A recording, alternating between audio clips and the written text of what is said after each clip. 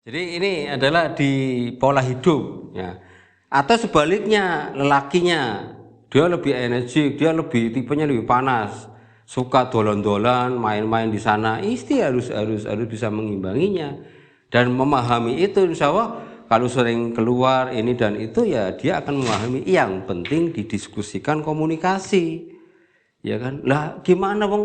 Suami memang karakternya begitu, ya dia tidak akan tahan di rumah. Yang penting keluarnya positif. Nah ini pentingnya satu visi, satu misi, satu frekuensi. Kalau keluar nanti kalau dia misalnya ya dalam pemahaman agamanya kuat, kemudian dia tergerak bahwa pentingnya berdakwah. Ini alokasinya ketika dia sering keluar ya riayah kepada umat, artinya pembinaan kepada umat, sering dakwah ini dan itu, wah malah dia menyalurkan karakter dasarnya sebagai karakter yang aktif, yang hiperaktif itu ada pada ridho Allah Subhanahu wa taala, dan itu sangat-sangat diperintahkan. Itu luar biasa. Atau istrinya yang karakternya panas, dia suka keluar, kalau dia punya tanggung jawab ya bahwa berdakwah itu penting, masya Allah. Jadi penyalurannya itu hal-hal yang positif, ini luar biasa. Jadi masing-masing pasangan, apalagi masing-masing sama-sama aktif dalam dakwah, luar biasa kan gitu. Nah kalau dia sama-sama karakternya dingin atau golongan yin, suaminya misalnya nilai karakter kepemimpinannya kurang misalnya, sama-sama pendiam, ya gimana caranya kalau sudah dia misalnya di ini ya Pak Sutri itu di sama-sama ya pasangan suami istri itu di wilayah yin, ya gimana caranya si istri itu mensupport supaya dia agak naik sedikit sebagai yang suaminya, supaya dia greget dan kepemimpinan ya, artinya dari karakter dasar fitrahnya sebagai pemimpin itu dia biar muncul gimana. Jadi ide-ide cemerlang ya kan, itu dia akan lebih terfikir gimana caranya dia berkarakter atau bersikap sebagai seorang pemimpin kayak gitu ya. Jadi penting ini ya. Nah kalau misalnya saling tahu ya, suami tahu wah ini istri saya kok terlalu aktif nih, wah ini gimana caranya supaya dia tetap tidak terlalu aktif banget. Nanti pola makannya, ramuannya supaya dia tidak terlalu aktif gimana.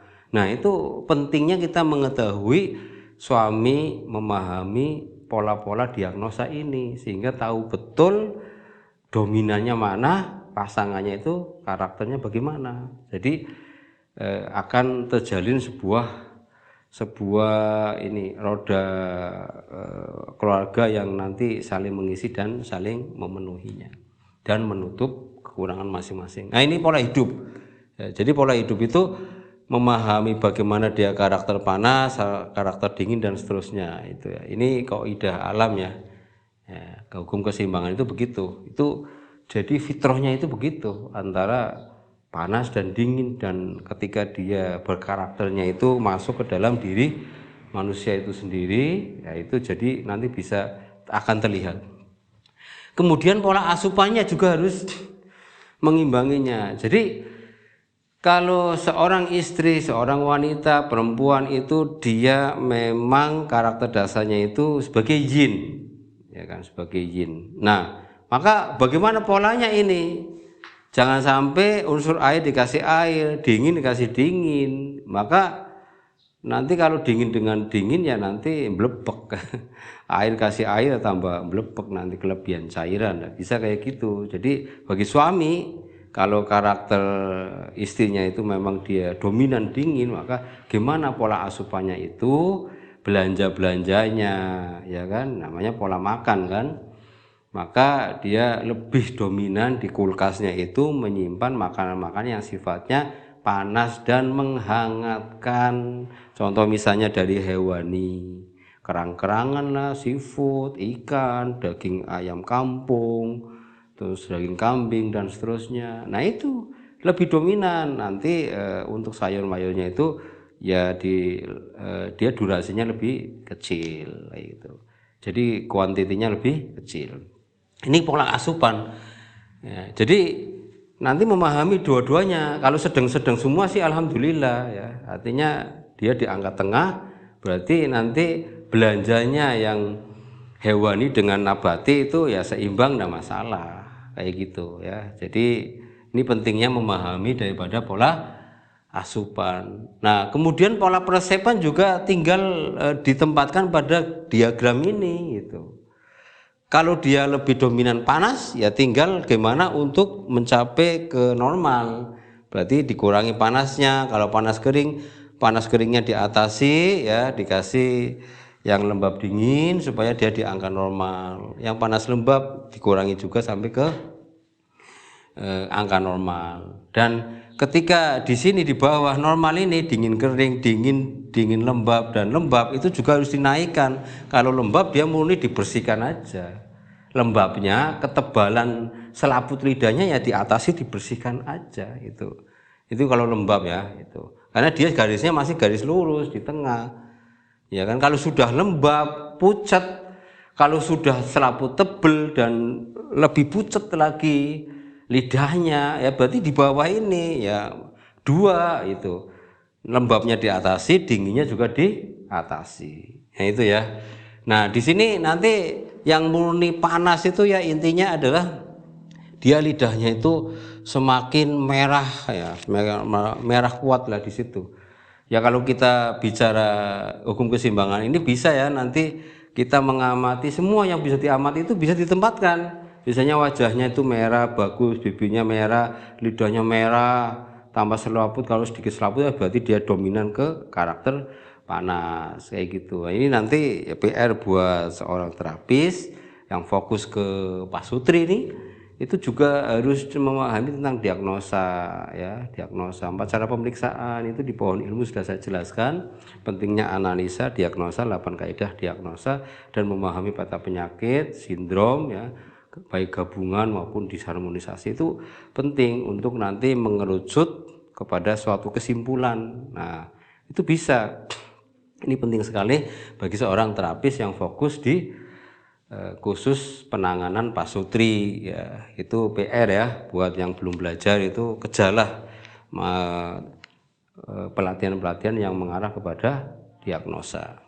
Nah itu ya, jadi persiapannya itu sama ya. Jadi persiapan pun nanti sama, tinggal nanti mengikuti ya, karena resep itu kan tetap ya dia ada dua ya, ada dua yang sifatnya tonikum atau yang menurunkan kayak itu, yang tonikum maupun menurunkan. Ini secara umum ya, secara global. Tinggal dia kalau kasusnya defisien dinaikkan, kalau dia ekses tinggal diturunkan ya kan. Nah kemudian ada sifat-sifat yang lain. Ramuan herbal itu ya dari rasa ya kan, ada manis, ada asam, ada tawar, ada asin, kemudian ada pedas. Nah, ini masing-masing afinitasnya beda-beda. Ya, ini pahami ya. Saya tidak membahas jauh di tentang peresepan karena itu ada pelatihan sendiri. Saya ini hanya gambaran saja ya. Ini dalam tahapan pola peresepan kayak gitu loh. Nanti dikombinasi dengan herbal-herbal yang dia murni sebagai tonik qi. Dia murni sebagai tonik cing ya, cairan ya. Kalau cing itu materi dasar asupan ya, asupan jadi pati ini sari pati ya, seperti telur, camba dan seterusnya.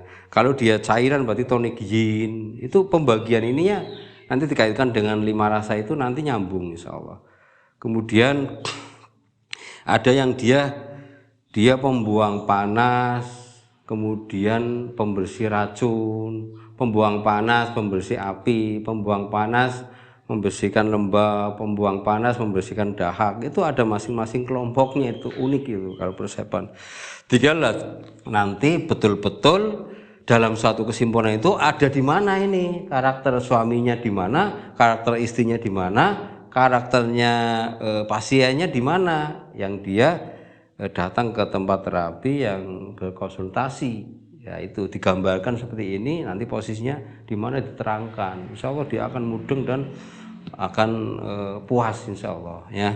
Pokoknya secara prinsip sebuah keilmuan itu harus ya, penjelasan itu mengandung 3 hal. Satu, harus sesuai dengan fitrah. Yang kedua itu ya, jadi sesuai dengan fitrah, memuaskan akal dan menenangkan hati. Ini prinsip, insya Allah ini ilmiah dan bisa diterima secara fitrah ya. Nah itu ya. Kemudian kalau penempatan persepan itu sudah menyesuaikan, maka masuk ke dalam pola penanganan. Bagaimana nih pola penanganannya, kan gitu.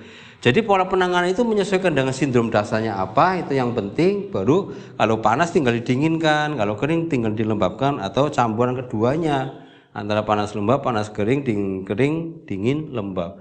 Nah cara penanganan itu adalah lawannya, garisnya. Kalau dia garisnya di sini, berarti penanganannya di sini. Lawan ya, lawan arah garisnya.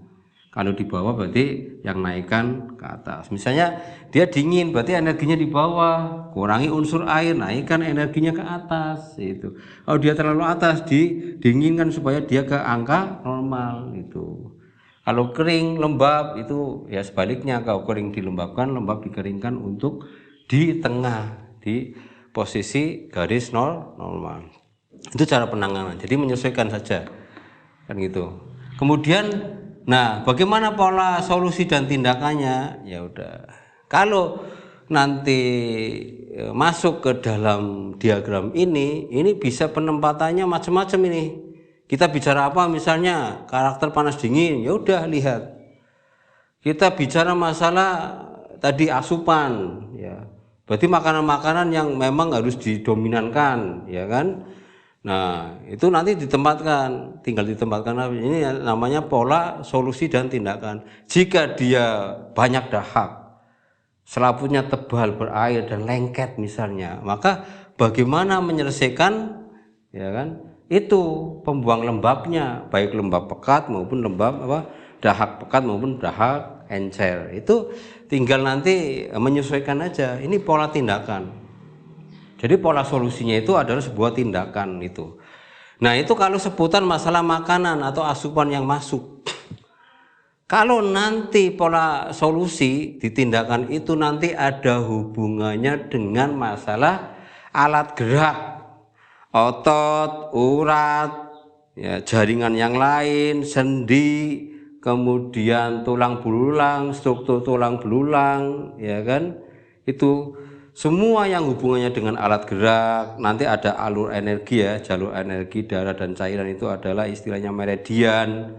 Menyesuaikan. Jika itu permasalahannya, maka nah kalau ada hubungannya dengan masalah seksual, berarti reproduksi, penyakitnya di seputar seksual, maka itu teknik terapi pasutri dan senam perkasa itu solusinya.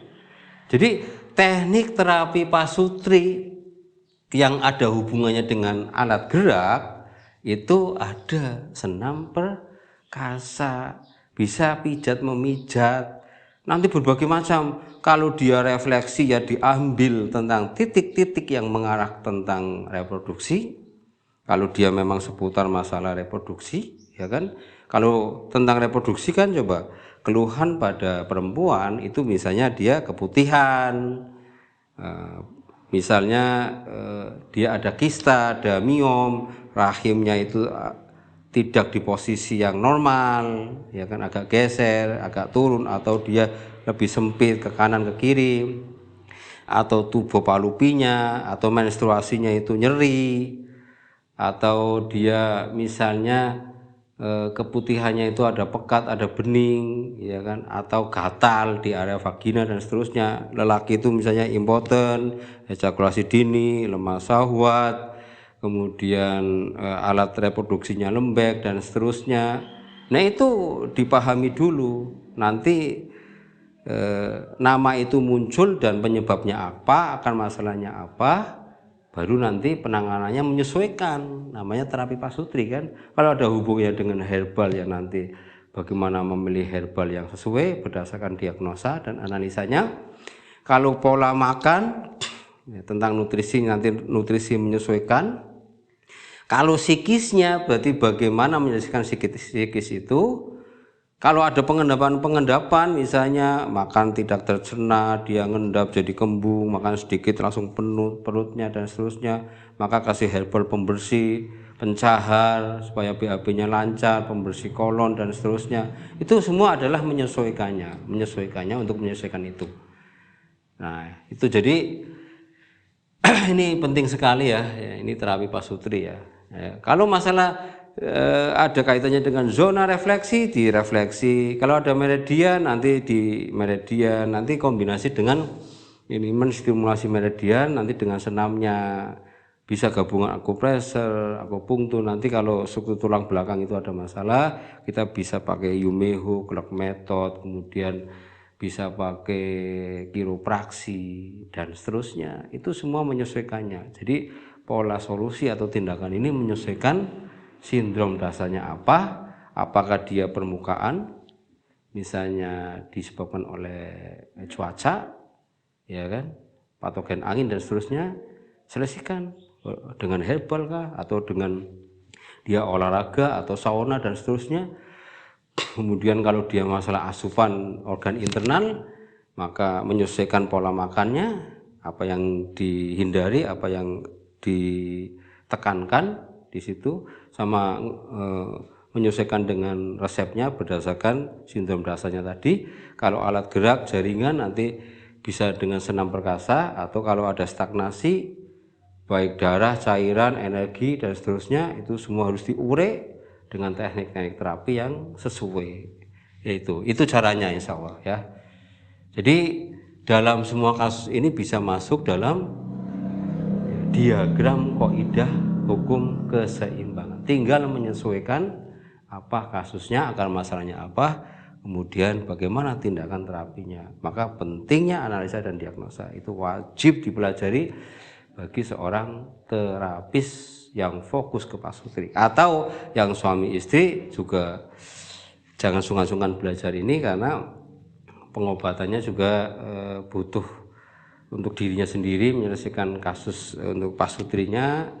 Ya, misalnya dia tidak mempunyai momongan dalam waktu yang lama, ya pahami itu insya Allah. Disamping dikonsultasikan, kalau semangat belajar tentang analisa, diagnosa, belajar untuk memahami karakter dasarnya masing-masing, masalahnya di mana, baru cari tindakan terapi atau pola terapi yang sesuai dengan akar masalahnya. Insya Allah demikian, mudah-mudahan bermanfaat dan bisa membuka mindset kita semuanya, sehingga kita dalam melakukan sesuatu akan lebih bijak. Prinsipnya ya, cari solusi itu adalah menempatkan segala sesuatu pada tempatnya. Demikian yang bisa disampaikan, kurang lebihnya mohon maaf. Wallahu a'lam bishawab. Assalamualaikum warahmatullahi wabarakatuh.